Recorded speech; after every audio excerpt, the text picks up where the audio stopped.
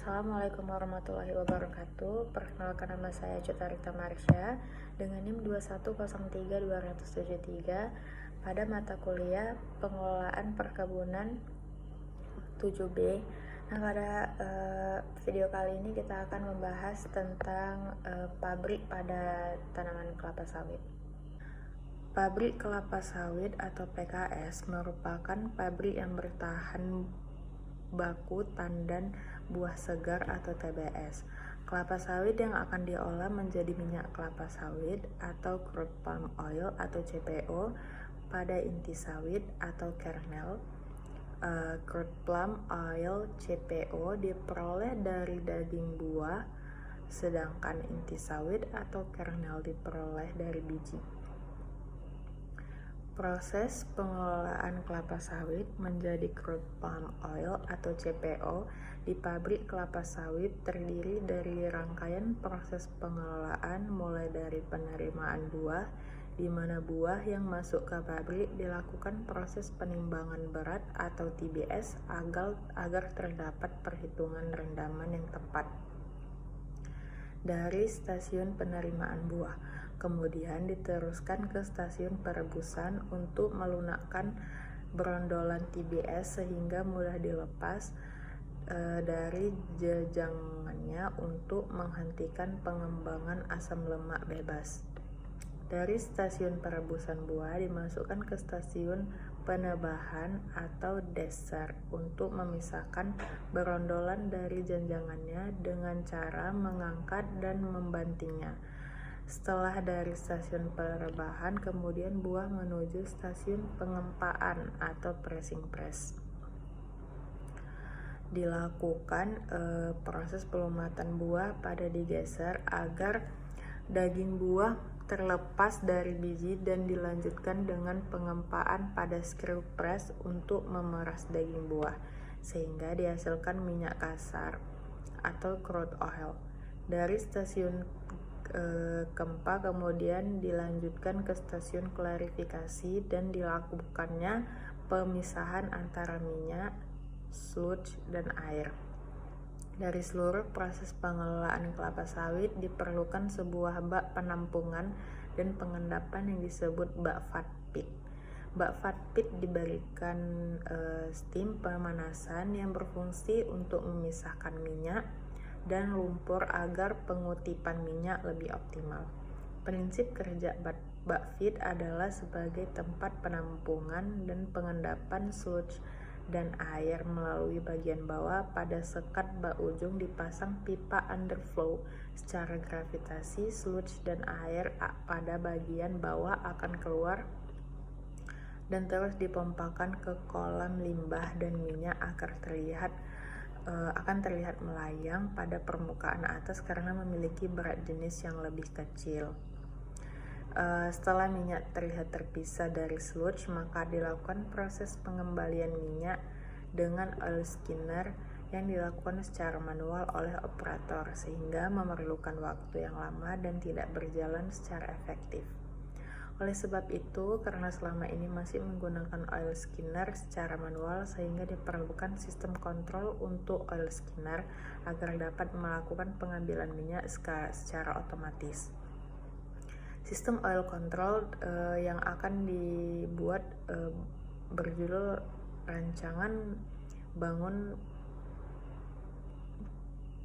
Prototype Automatic Oil Skinner menggunakan sensor Protimix T berbasis microcontroller, yaitu suatu alat bekerja secara otomatis untuk melakukan proses pengambilan minyak dengan mudah dan cepat.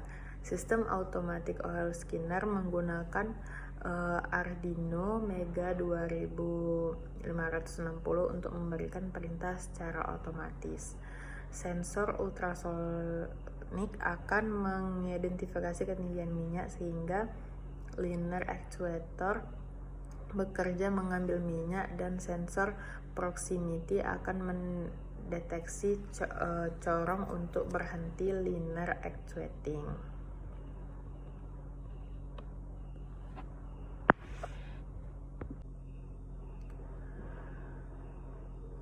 Nah, yang pertama itu ada jembatan timbang. Jembatan timbang merupakan alat ukur berat yang sangat vital dalam sebuah pabrik kelapa sawit, yang menjadi bagian terdepan di mana dapat data kuantitas, maksudnya raw material, dan keluarnya produk yang dihasilkan.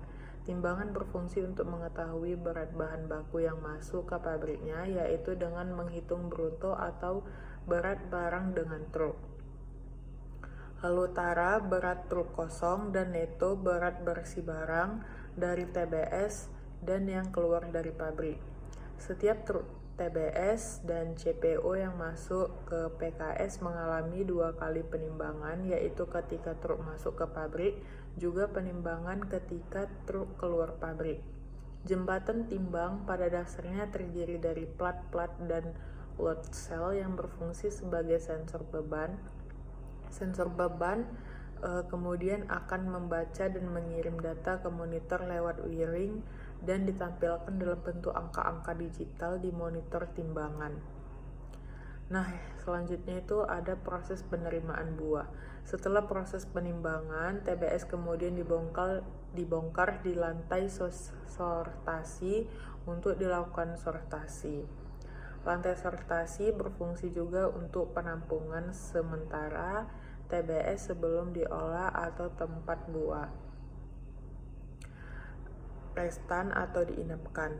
Untuk menjamin kontinuitas pengolahan pada lantai sortasi menggunakan sistem first in first out atau FIFO.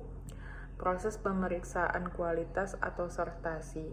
Proses ini dilakukan untuk mengetahui kualitas TBS yang diterima perusahaan dengan cara pemilihan satu persatu TBS. Fungsinya adalah sebagai alat kontrol untuk mengetahui tingkat kematangan buah sesuai dengan standar kematangan buah.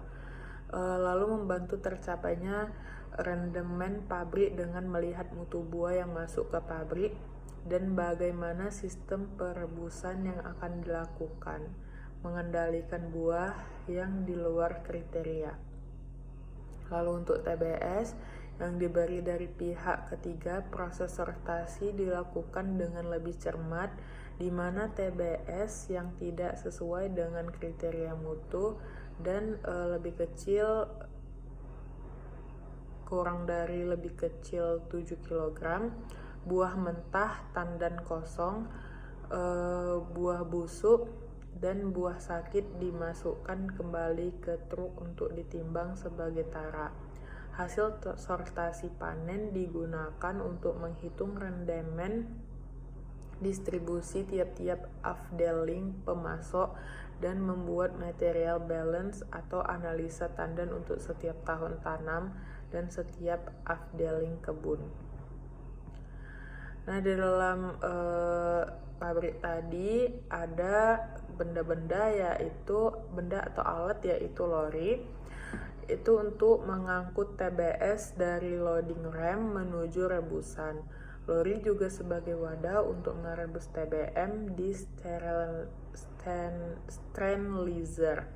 Jumlah lori yang mencakupi merupakan persyaratan yang harus dipenuhi agar kapasitas rebusan tercapai. PMKS Selsaco memiliki 108 lori. Lori yang digunakan berkapasitas 4,5 ton. Faktor-faktor yang perlu diperhatikan yaitu pengisian lori dilakukan secara optimal agar mencapai kapasitas. Lalu dudukan lori harus tepat di atas rel agar tidak terpeleset dan jatuh. Lalu roda lori agar tetap berjalan lancar. Lalu gandengan lori harus baik dan benar agar berfungsi sebagaimana mestinya. Lalu sterilizer berbentuk vertikal ini adalah bejana uap bertekanan yang digunakan untuk merebus TBS dengan uap atau steam. Steam yang digunakan adalah saturated steam dengan tekanan 1,8 sampai 2 kg per cm. dan suhu 110 sampai 120 Celcius yang diinjeksi dari boiler. Bejana ini dilengkapi dengan alat ukur tekanan pipa uap masuk atau inlet pipa kondensat. Sistem perebusan menggunakan sistem 3 puncak atau triple peak. Adapun tujuan dari proses perebusan atau sterilizer yaitu yang pertama untuk membantu melepaskan butir-butir buah dari tandannya, yang kedua untuk menurunkan kadar kandungan air dalam buah, yang ketiga untuk mengurangi peningkatan FFA karena perebusan dapat menonaktifkan enzim-enzim lipase penyebab hidrolisa minyak. Lalu ada pemupukan zat putih telur atau protein dalam buah agar pemurnian minyak mudah dilakukan untuk mengkoagulasi unsur-unsur putih telur. Lalu untuk melunakkan daging buah, persiapan proses pengempaan dengan melunakkan buah dan melepaskan mesokarp dan nut. Lalu untuk mempersiapkan dalam proses pengolahan biji dengan membantu melepaskan kernel dan cangkang dan membantu cangkang agar mudah pecah. Lalu untuk suplai bagi ketersediaan buah terebus atau cooking fruit branch atau CFB. Lalu ada sterilizer, yaitu tujuannya itu perebusan 3 puncak. Tahap pertama itu pembuangan udara dan penguapan air dari tandan buah atau air kondensat.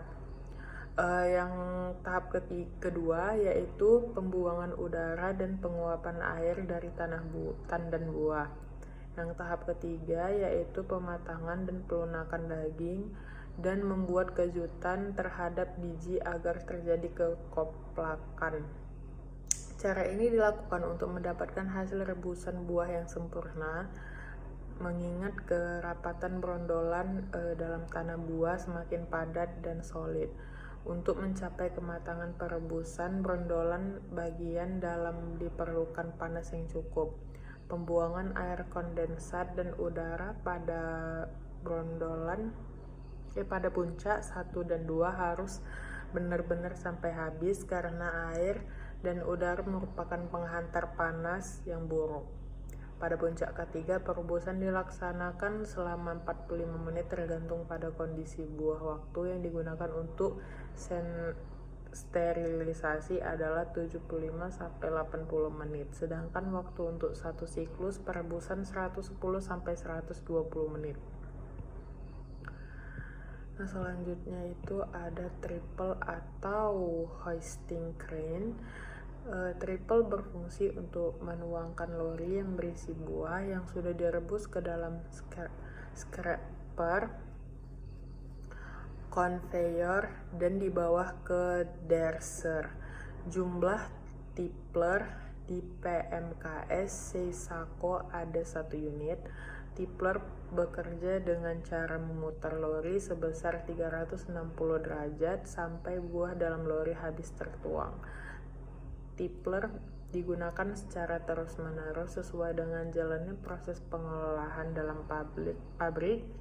Lama waktu penuangan agar diatur supaya kapasitas pabrik dapat tercapai. Waktu yang dibutuhkan untuk menuang tandan buah rebus dari lori itu 5 menit. Lalu ada thresher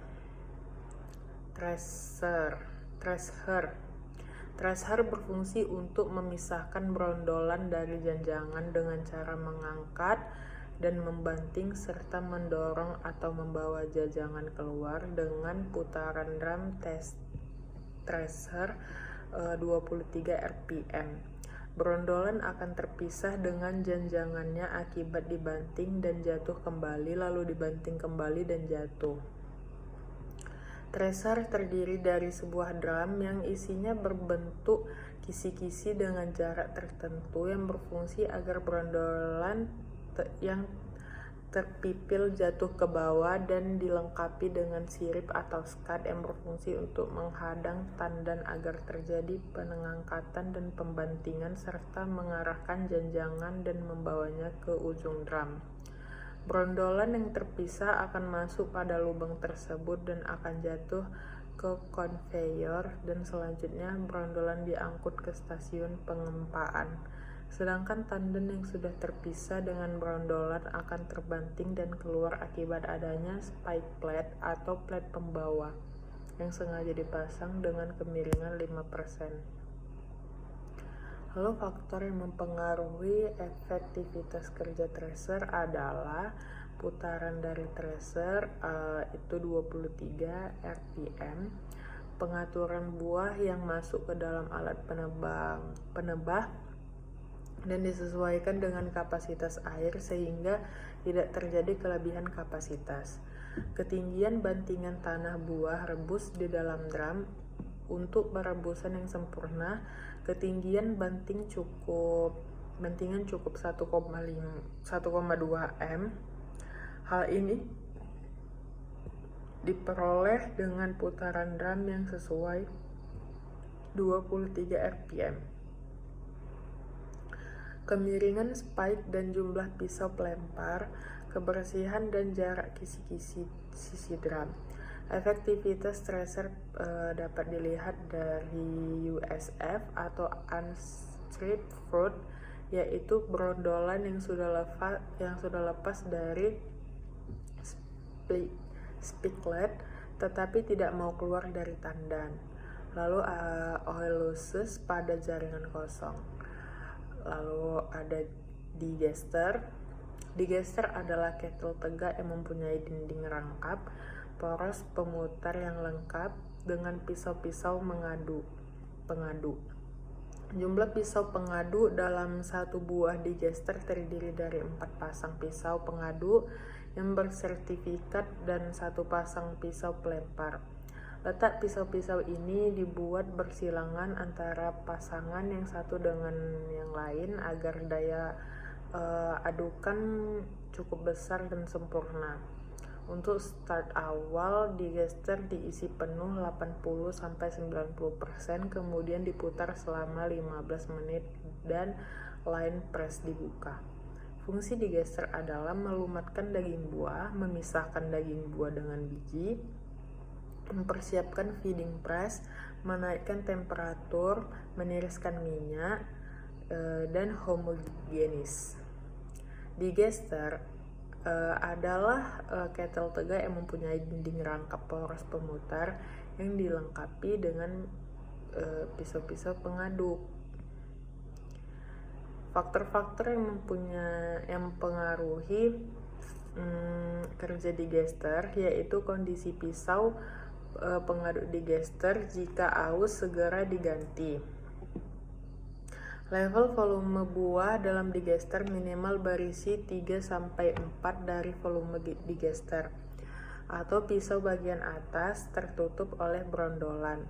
Temperatur dijaga pada suhu 90-95 Celcius untuk mempermudah proses pemisahan minyak dengan air. Temperatur dalam digester dijaga dengan menginjeksikan steam ataupun dengan menggunakan steam jacket. Kebersihan bottom plate, kematangan buah yang sudah direbus, kecepatan pengadukan yaitu sebesar 25 rpm. Kondisi plate siku penahan pada dinding digester. Lalu waktu pengadukan 15-20 menit. Lalu ada screw press, berfungsinya itu untuk mengeluarkan minyak dari daging buah dengan cara mengepres. Proses pengepresan dilakukan dengan menggunakan tekanan screw yang ditahan oleh kon. Daging buah diperas sehingga melalui lubang-lubang press cake minyak dipisahkan dari serabut dan biji. Tekanan kon yang rendah mengakibatkan loses minyak pada fiber tinggi, tetapi presentasi biji pecah kecil dan ampas yang dihasilkan basah. Sebaliknya, tekanan kon yang terlalu tinggi mengakibatkan presentasi biji pecah tinggi terhadap loses minyak pada fiber rendah. Tekanan kon 38-50 bar. Faktor-faktor yang mempengaruhi kerja press yaitu yang pertama kondisi warm atau main screw press, yang kedua tekanan cone, yang ketiga kematangan buah yang direbus, yang keempat kebersihan pada press cake, yang kelima yaitu air delusi yang berfungsi untuk mempermudah proses pemisahan minyak dari daging buah. Jika air delusi terlalu sedikit, minyak yang dihasilkan lebih murni, tetapi losis minyak tinggi. Temperatur air dilusi juga harus dijaga 95 derajat Celcius. Penambahan air dilusi dilakukan sebanyak 15-20% terhadap TBS yang diolah. Hal-hal yang perlu diperhatikan yaitu ampas kempa atau press cake harus keluar merata di sekitar konus. Lalu yang kedua, tekanan hidrolik pada akumulator 38-50 kg per cm. Lalu bila screw press harus berhenti lama, screw press harus dikosongkan. Lalu norma yang diizinkan di stasiun kempa atau press adalah oil losses pada fiber 3,5-4,5 derajat, oil losses pada biji max 0,5-1%. Lalu ada central tank, yaitu central tank berfungsi sebagai penangkap menangkap pasir. Minyak kasar yang keluar dari press dialirkan menuju central tank. Temperatur pada central tank harus mencapai 95 derajat Celcius. Minyak yang masuk ke dalam central tank 1 akan diendapkan pasirnya, lalu minyak pada bagian atas akan langsung masuk ke central tank 2 dan pasir akan mengendap di bawah truk di blowdown. Blowdown dilakukan setiap 4 jam sekali. Minyak pada bagian atas akan dialirkan ke vibroseparator. Lalu ada vibrating screen. Vibrating screen ini atau VS berfungsi untuk menyaring massa padatan berupa ampas yang terikut minyak kasar atau crude oil dari serabut yang dapat mengganggu proses pemisahan minyak. Jenis-jenis VS ada 3, yaitu single deck, double deck, dan triple deck. Vibrating screen jenis single deck ukuran mesh yang digunakan adalah ukuran mesh 20. Serabut-serabut hasil pemisahan pada VS akan dikembalikan ke bottom cross conveyor untuk diproduksi kembali. Getaran VS dikontrol melalui penyetelan bandul yang diikat pada elektromotor. Getaran yang kurang menyebabkan pemisahan tidak efektif. Kontrol kebersihan VS harus dilakukan secara rutin agar padatan yang terbuang dari hasil penyaringan fibro tidak menumpuk. Lalu ada crude oil tank, yaitu berfungsi sebagai penurunan kadar NOx pada minyak. NOx atau non-oil solid akan mengendap pada bagian dasar tangki. Minyak pada bagian atas akan dipompakan menuju clavier tank. Bagian dalam dari crude oil tank harus dilengkapi sistem pemanas, sistem coil, dan sistem injection. Suhu crude oil tank sebaiknya 95 derajat Celcius. Blowdown pada tangki ini dilakukan 6 hari sekali. Continuous tank ini berfungsi untuk memisahkan minyak sludge dan NOx secara gravitasi berdasarkan perbedaan berat jenis. Pada continuous tank dapat dilakukan penambahan air agar pada minyak tidak terjadi kejenuhan dengan suhu 90-95 derajat Celcius. Apabila kejenuhan terjadi, maka proses pemisahan minyak akan sulit terpisah karena minyak sudah mengental dan menyatu dengan sludge. Untuk mengetahui kinerja continuous tank, maka indikator yang digunakan adalah kandungan minyak pada sludge underflow max 8%, ketebalan minyak pada continuous tank sebanyak 30-50 cm. Baru dilakukan pengutipan minyak melalui skimmer dan akan dibawa ke oil tank. Di dalam continuous tank terdapat pengadu yang bergerak dengan kecepatan 4 rpm. Hal ini dilakukan agar pada minyak tidak terjadi kejenuhan dan melepaskan partikel minyak yang terjebak di sludge. Apabila putaran terlalu cepat, maka akan membuat sludge bercampur dengan minyak. Panas yang harus dijaga dan dipertahankan sekitar 90-95 derajat Celcius agar proses pemisahan lancar.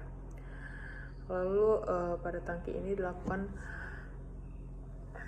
analisa laboratorium pada minyak. Apabila kadar NOx sudah tinggi, maka dilakukan blowdown dan dialirkan ke descent stage.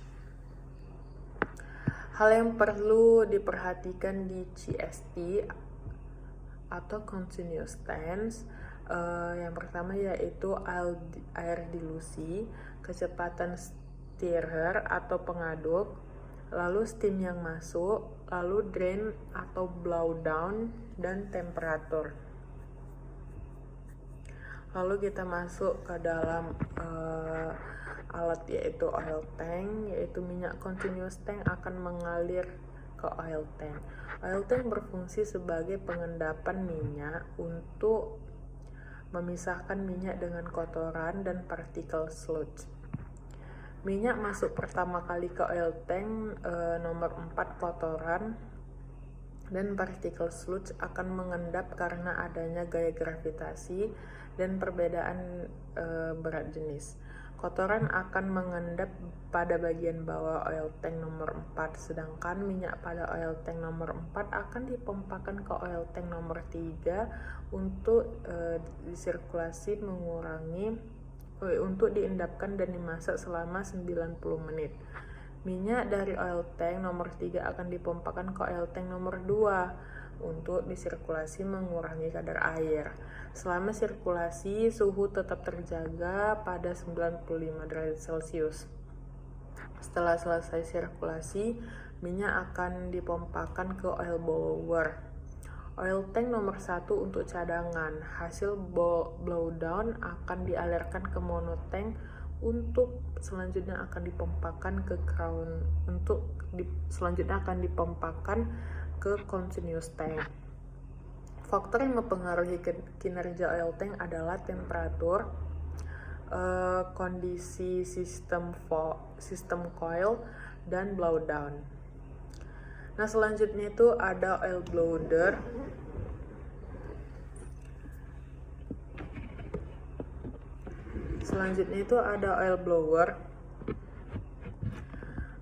Minyak dari oil tank lalu akan dihisap ke oil blower. Oil blower berfungsi untuk mengurangi kadar air dalam minyak. Di dalam oil blower terjadi perbedaan tekanan antara udara luar oil blower dengan udara dalam.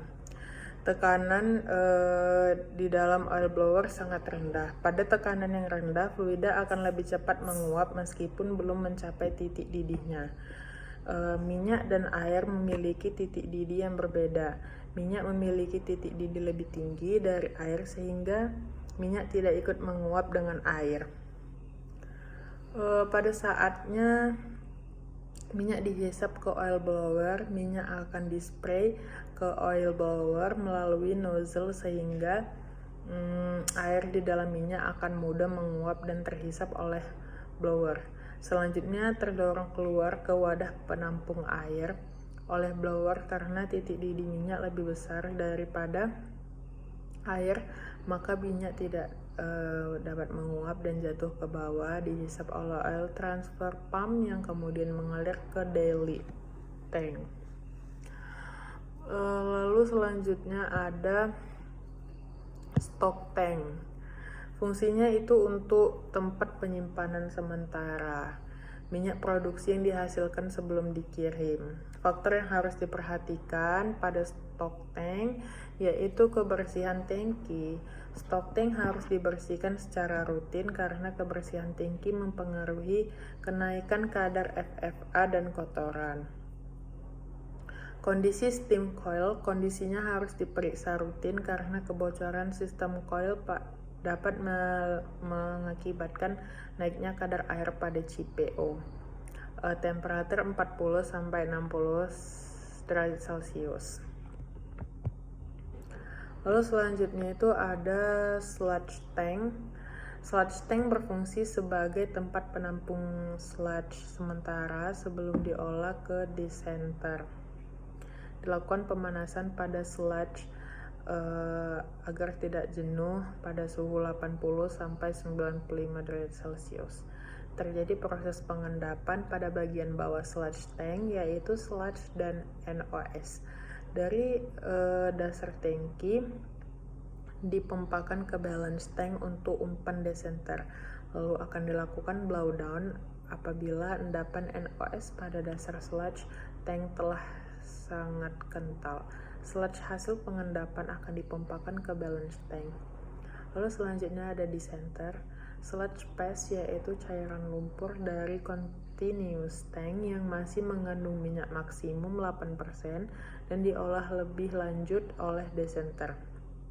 Hal ini memisahkan fraksi minyak atau crude oil, fraksi cair atau water paste, dan fraksi padat atau solid.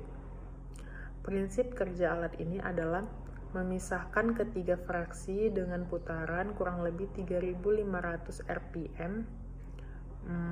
Dan karena berat jenis yang berbeda, keberhasilan dalam pengoperasian descenter dipengaruhi oleh komposisi umpan yang akan diolah, karena rasio di antara minyak, air, dan lumpur mempengaruhi terhadap daya pisah alat tersebut, fungsi alat descenter tersebut, dan perimbangan kapasitas alat dengan jumlah alat yang diolah.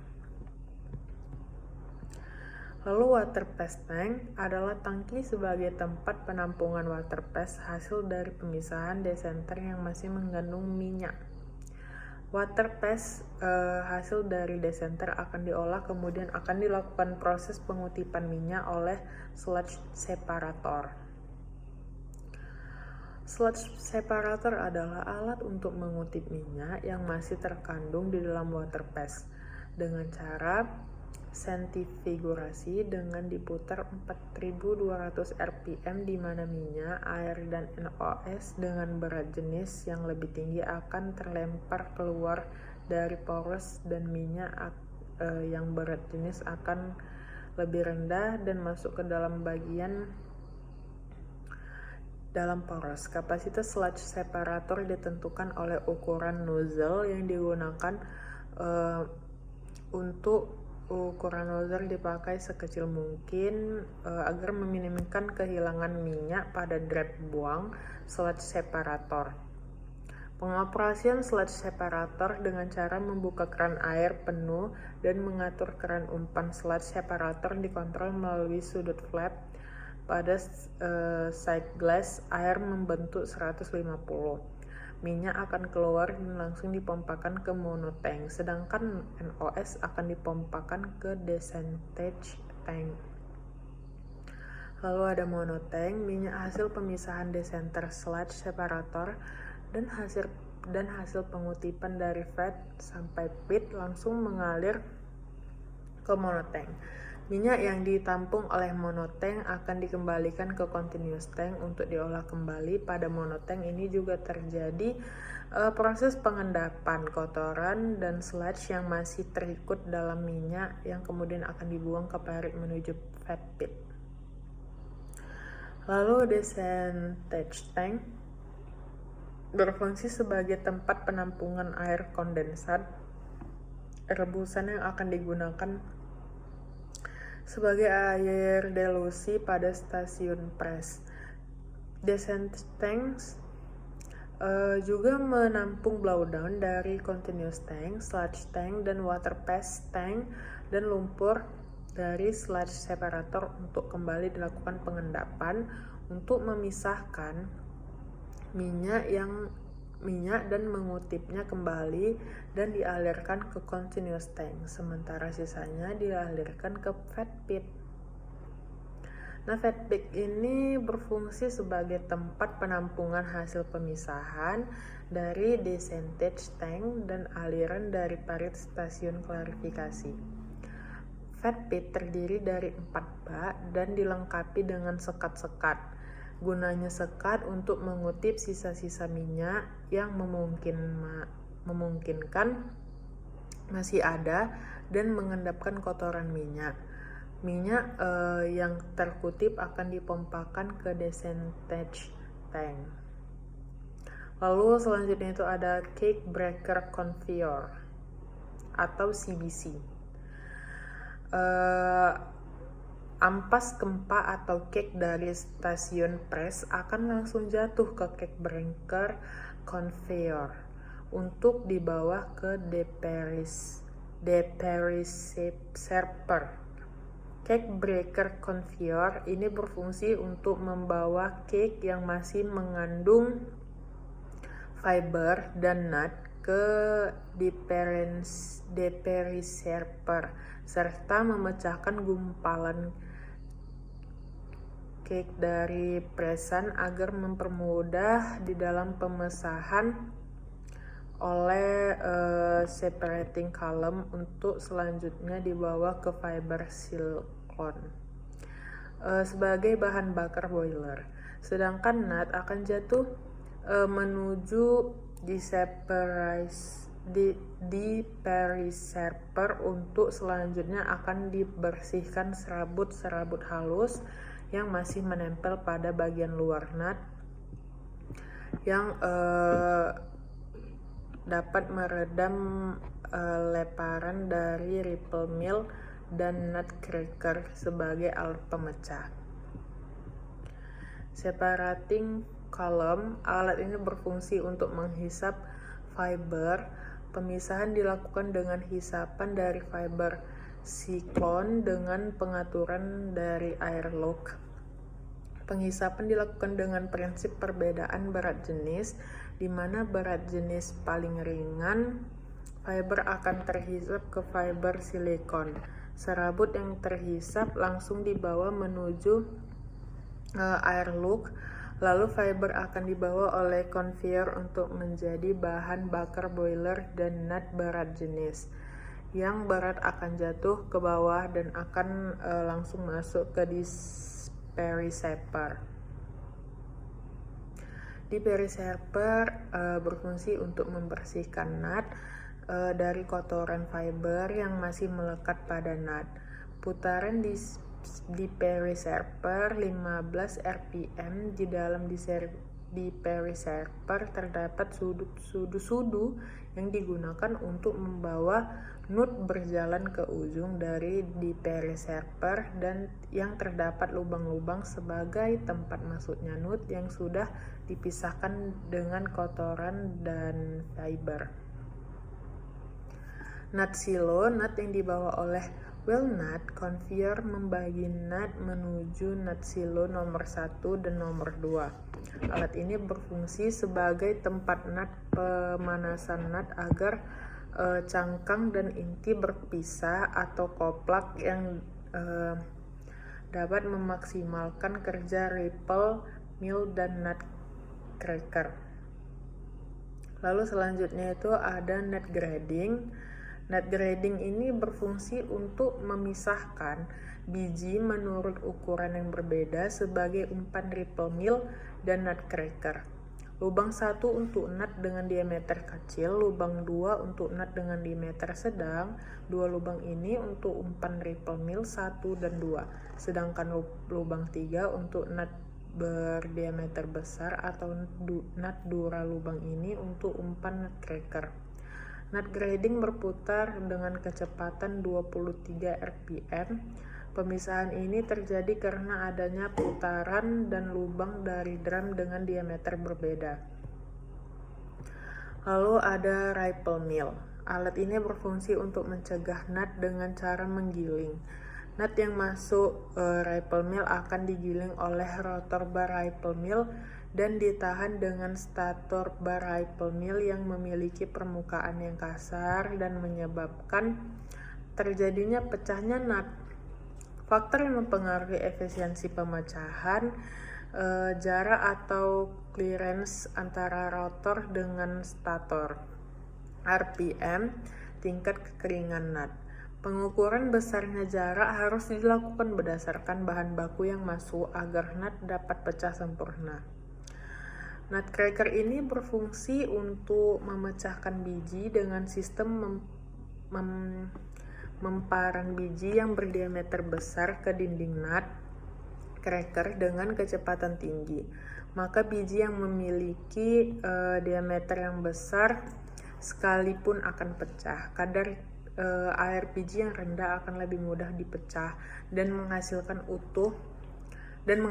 inti utuh. Dan sebaliknya, bila kadar air yang tinggi akan mengakibatkan biji akan lebih sulit dipecahkan dan sering menghasilkan biji pecah dan inti lekat yang menyebabkan kehilangan kernel akan meningkat. Pemecahan biji di atas kapasitas yang sudah ditetapkan akan menurunkan efisiensi pemecahan biji, yaitu sering ditemukan biji utuh dan inti lekat dengan persentase yang besar. Nutcracker ini berfungsi lalu ada LTDS atau Light Tenderized Separator. LTDS ini berfungsi untuk menghisap cangkang halus.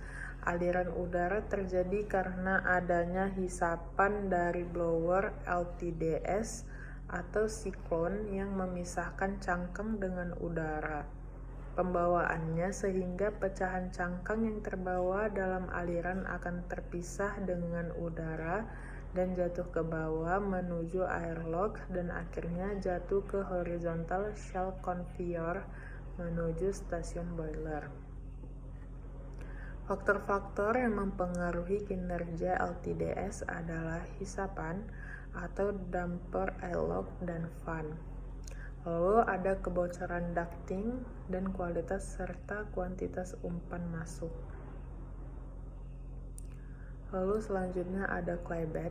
Claybed adalah alat untuk mengutip kembali inti yang terikut dengan cangkang dengan sistem basah, yaitu dengan bantuan media lumpur dari tanah liat atau lumpur. Inti dan cangkang dari LTDS akan masuk ke claybed. Di claybed terjadi pemisahan akibat adanya benda berat jenis antara inti dan cangkang dan cairan tanah liat. Cairan tanah liat media memisah yang memiliki berat jenis di antara cangkang dan inti. Berat jenis cairan tanah liat dapat digunakan dengan cara menaikkan kekentalan larutan atau menaikkan viskositas cairan lumpur tersebut.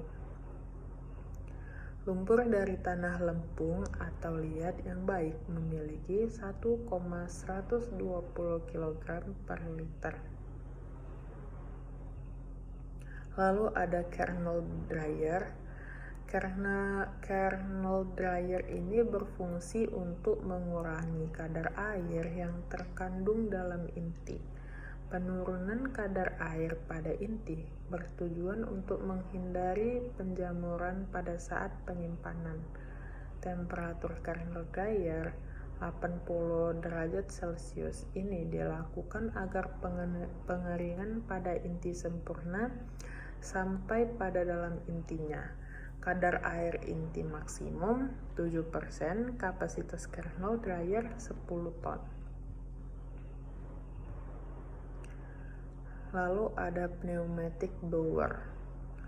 Kadar kotoran atau impurities yang dikehendaki konsumen pada inti adalah maksimum 5%.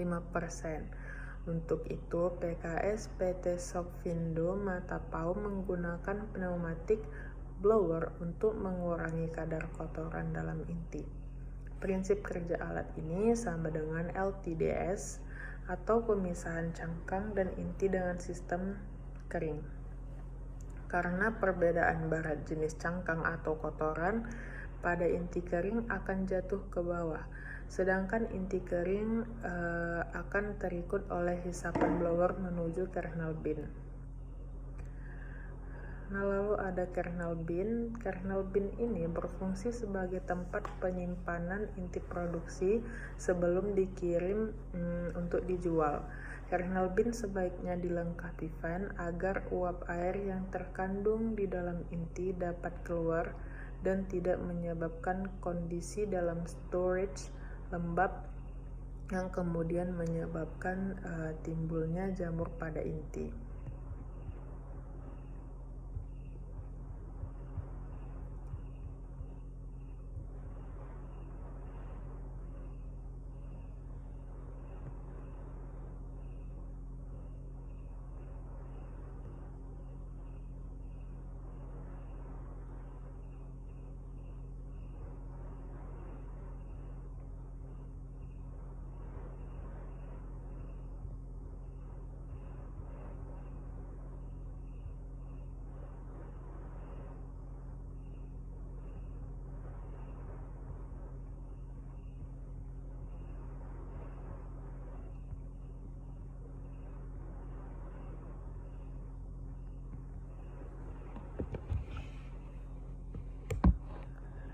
Ya, itu dia mengenai pabrik pada